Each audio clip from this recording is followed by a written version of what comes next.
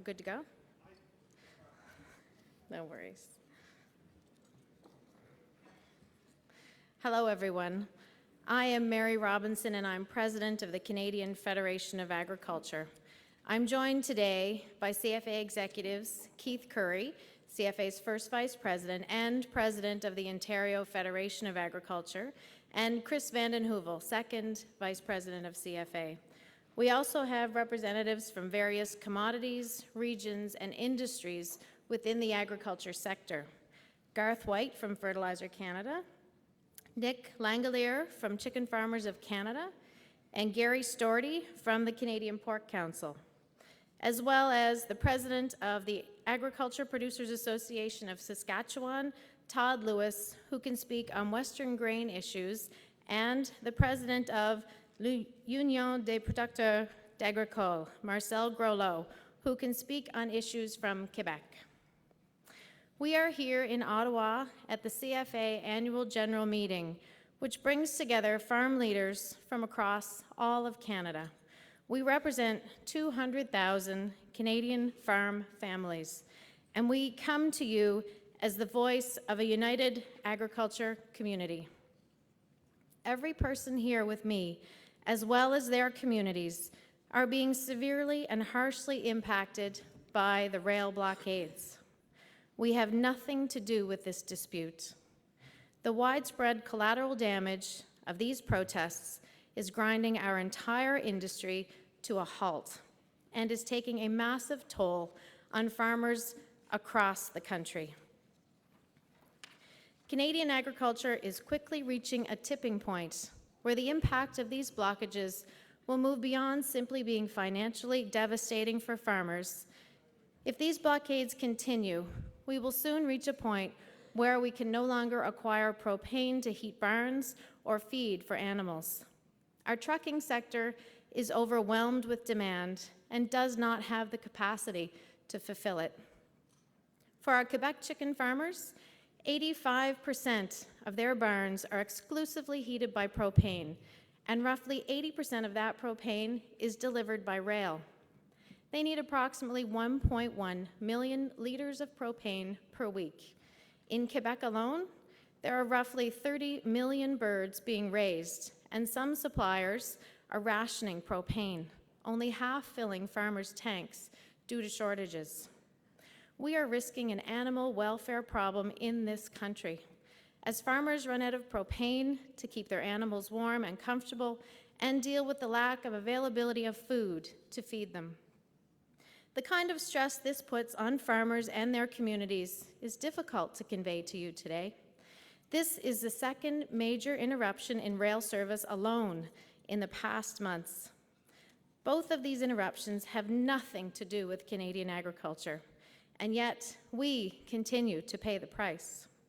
The uncertainty and complete lack of control farmers continually face creates an overwhelming amount of stress, further negatively contributing to an already alarming mental health situation in our community. We cannot continue to have our livelihoods held hostage every time a group wants to put pressure on government. These interruptions also greatly affect Canada's ability to be a reliable and trusted trading partner. If countries cannot rely on Canada to honor their agreements, they will soon seek out other, more consistent trading partners. I have received phone calls from apple farmers as their washed, graded, and packed, ready-for-market apples sit in rail cars, slowly rotting. Purchasers are already telling them that they will be forced to source apples elsewhere if these farmers are unable to fulfill delivery. These blockades are having consequences that will reverberate for years to come. If they continue, the damage to Canada's reputation and agri-food industry will be severe. The president of the Retail Council of Canada stated 5 days ago that food stocks in Quebec grocery stores could be affected by the blockade as early as this week. Grocery shortages have already been reported in Ontario, New Brunswick, and Nova Scotia. The threat to Canadian food security from an access perspective is real. This is something that should never happen in a country that is the 5th largest exporter of agri-food products.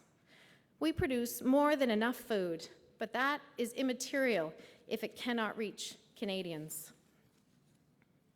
Currently, there are roughly 50 ships sitting in the West Coast, waiting for farmers' products to arrive and be loaded so as to be delivered to international markets. Each and every single one of these ships charges fees for each day they sit in port. We have seen estimates that these fees, along with capacity loss, contract penalties, and deferred sales, are costing $63 million a week. These extra costs will not be paid by ports or rail companies. These extra costs will come directly out of farmers' pockets at a cash crunch time when we need to prepare and invest for the coming crop year. At this point, I can already tell you this coming year will be extremely difficult for Canadian farmers. The theme for our AGM is producing prosperity for the next decade. And I will admit, it is difficult to focus on the potential of the future when our current set of circumstances is so grim. We need decisive actions and leadership on this file. Canadian farmers and our trading partners around the world need to know that the railway system is reliable and consistent, that a small group cannot freeze our entire transportation network. Farmers are frustrated with continually dealing with obstacles that are beyond our control. This situation is real, and we need it to be fixed immediately. We know that Canadian agriculture can be a big part of the solution for economic development, climate change, and food security. We are Canada's second largest employer and contribute almost 7% to national GDP. Our country is the envy of the world. The combination of our natural resources and our agriculture value chain is viewed as one of the best models in the world. Canadian farmers need to get on with what we do best, but we cannot do that when we are struggling to survive and when our entire industry is held hostage as collateral for an issue we have nothing to do with. I would now like to invite any questions. If you would like to ask about specific issues on our commodities, we do have representatives from the Canadian Federation of Agriculture, Fertilizer Canada, Chicken Farmers of Canada, the Pork Council of Canada, as well as representatives from Western grain farmers, farmers on the East Coast, and Quebec. I guess I'll start. Is this on? I'm Annie with CTV National News. You mentioned that you're at a tipping point, and I guess this might be a question for different industries. I'm wondering how much longer your specific industries can handle a road blockade before it becomes an even more serious and crippling problem. We do know that 85% of the propane moves by rail. So we do have a small amount of propane that is moving by truck. We know that our trucking sector is severely stressed. They were before we got into this situation, and now there are further demands on them which are unreasonable, and we can't expect them to fill it. As far as how long it will go on, it's difficult to answer that question as we've never been to this point before. So with rationing and excellent management on the part of our propane suppliers as well as our producers, we will go as long as we can. Any other industry, or that's good? We've been told by a Quebec supplier that we still have propane for the next 7 to 10 days, but it varies from region also. But it's another week will be as much time as possible. We could maintain this. We have to. These situations have to move. Yeah. We're also learning today that CN and CP over the last week were able to get some of those freight trains moving to allow some supplies to be delivered. I'm wondering if your industries notice that this movement, and if that sharing of the lines does stop, what impact would that have on the agriculture industry? We understand that that movement has been just to the west and nothing to the east. So as we look at the issue of propane for heating barns and feed to get to animals on the East Coast and in Quebec, that I don't believe has been addressed. Okay, thanks. Thank you. Mathieu Goyer de Radio-Canada. Une question pour M. Groslo. D'abord, à quel point on est rendu à un point critique? Quelle est la situation à l'heure actuelle, là? Bon, la semaine dernière, on a fait le point avec le ministère de l'Énergie et Ressources à propos du propane.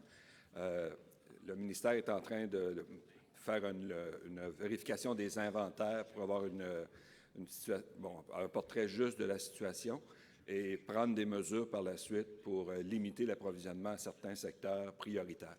Mais on est dans cette discussion-là actuellement avec le ministère.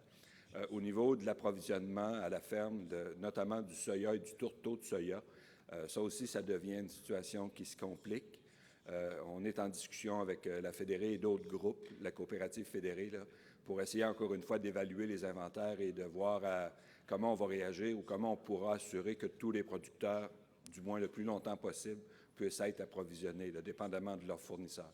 Alors là, on est plus en évaluation de la situation, mais grosso modo, 7 à 10 jours sont les estimations que nous avons des stocks qui nous restent, là, autant au niveau du propane que du soya, pour faire face à la situation. Et en sous-question, la ministre Bibeau, la semaine dernière, évoquait une amélioration du programme de compensation fédérale pour les producteurs agricoles. Où est-ce qu'on en est? Avez-vous une proposition concrète de la part de la ministre sur des compensations à verser aux producteurs canadiens? Bien, je ne répondrai pas à cette question. On est dans un autre sujet que la situation provoquée par la... Mais justement, la ministre Bibeau disait, à cause de la crise actuelle, il faudrait revoir les compensations. Où est-ce qu'on en est là?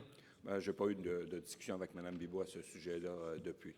Donc, je ne sais pas. Lee Berthiaume, Canadian Press. I'm going to ask a similar question just about whether you have asked or are hoping for either emergency assistance from the federal government at this time or over the more long-term compensation as well.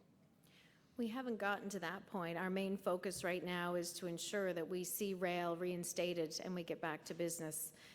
That is certainly where we've been focusing our efforts, and once we get through this, we will certainly be assessing the situation. And this is just, we've had a myriad of issues in this past year in particular, which I think you're all well aware of, everything from incredibly difficult weather to loss of access to international markets to rail disruption after rail disruption. So we certainly are at a point where our nation should be concerned that our government show leadership and investment to ensure that our agriculture resources properly shored up in these difficult times. And emergency assistance, is that anything you have raised or plan to raise in the We next haven't little gotten to that point yet. bit? Okay, thank you.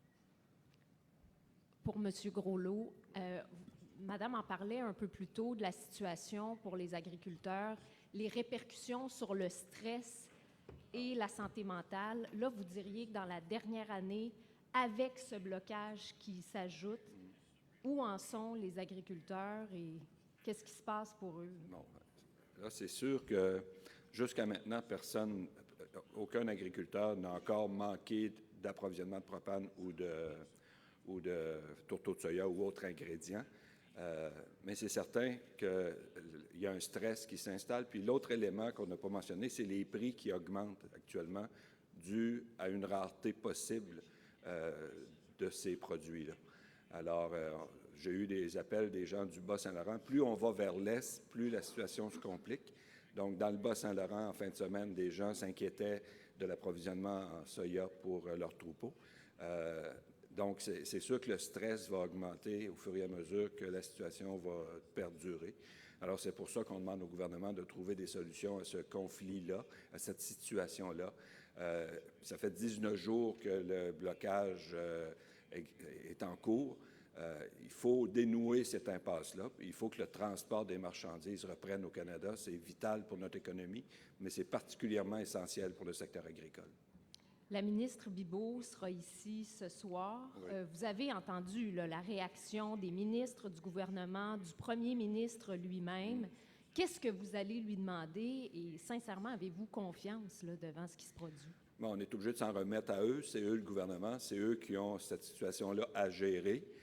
Jusqu'à maintenant, leur stratégie donne plus ou moins de résultats. Alors, c'est sûr qu'on va questionner Mme Bibeau sur la suite des choses. Quelles sont leurs intentions? Quel message envoie-t-on aux producteurs dans les prochains jours? Puis ce que je tiens à dire aussi, c'est que même si la crise se réglait aujourd'hui, avant que la situation revienne à la normale, on peut être en situation de pénurie, là. On l'a vu, nous, l'automne dernier, la situation de la pénurie de propane ne s'est pas résorbée au lendemain du règlement du conflit de travail. Ça a pris encore 10 à 12 jours, et même plus dans certains cas, avant que la situation revienne à la normale. Alors, c'est sûr que dans le cas actuel, même si ça se réglait aujourd'hui, ça ne veut pas dire que les conséquences ne seront pas importantes. Alors, c'est également ce qu'on a dit à M. Trudeau dans la lettre qu'on lui a envoyée. On demande également que le gouvernement fédéral soit responsable des dommages qu'aura subi l'industrie agricole, les secteurs agricoles, de cette situation-là. Mais ça, très rapidement, ça, c'est en quelque sorte une forme de compensation ou avez-vous envisagé des mesures de mitigation? Éventuellement, il y a des entreprises qui peuvent être en situation financière très difficile s'ils sont en pénurie d'ingrédients pour approvisionner leur troupeau ou de propane pour chauffer leur bâtiment. Bonjour, Catherine Lévesque, la presse canadienne. Mes questions sont encore pour M. Groslot. Votre collègue en anglais l'a abordé un peu plus tôt, mais justement sur cette entente temporaire, là, le gouvernement nous dit il y a une entente avec CP actuellement pour avoir certains produits de base, comme du propane d'ailleurs et d'autres produits pour les agriculteurs. Votre collègue a dit que ça ne se rendait pas dans l'Est canadien. Comment se fait-il et comment expliquez-vous cette situation? Là, je ne suis pas au courant, je ne peux pas expliquer pourquoi ça ne se rend pas dans l'Est. Mais votre constat, donc, c'est qu'actuellement, les dernières informations que j'ai, c'est que vers l'Est, il n'y a pas de mouvement de marchandises. C'est pas. Alors, mais est-ce que ça a changé depuis hier? Je ne sais pas. OK, très bien. Et puis, on a entendu certains agriculteurs dans les derniers jours dire que si la situation se continue, ils devront décider quels animaux devront mourir, quels animaux devront survivre. Je me demandais, est-ce que c'était généralisé? Est-ce que c'est votre constat actuellement dans l'industrie? Il y a le secteur de la volaille qui a besoin de propane pour chauffer les bâtiments. Il y a aussi les maternités dans le secteur porcin qui ont besoin de propane. Puis ça va dépendre aussi de la température. Là, on a eu quelques jours plus cléments. Si la température demeurait plus chaude, la situation s'aggraverait moins rapidement, mais on n'est pas rendu à décider qu'est-ce qui va se passer. Si jamais on était là, ce serait sans doute le MAPAC, le gouvernement du Québec, qui aurait à prendre des décisions également. OK, mais quand vous parlez d'une période de 7 à 10 jours, est-ce qu'on parle de conséquences aussi désastreuses que de décider quels animaux devront mourir? Nos discussions avec le gouvernement du Québec, c'est que le secteur de l'élevage pour l'approvisionnement en propane serait priorisé. Alors, parmi les autres secteurs qui utilisent du propane. Encore faut-il qu'il y en ait. OK. J'ai juste une dernière question rapide de mon côté, avant de passer à mon collègue. Quel impact est-ce que les consommateurs peuvent s'attendre à avoir, justement? Est-ce qu'on peut s'attendre, si la situation se continue encore une semaine, à des rations, à une augmentation de prix? Et comment vous voyez ça? Au niveau des consommateurs, au niveau du détail ou des consommateurs, moi, je n'ai pas encore cette information-là. Je ne sais pas si c'est for consumer.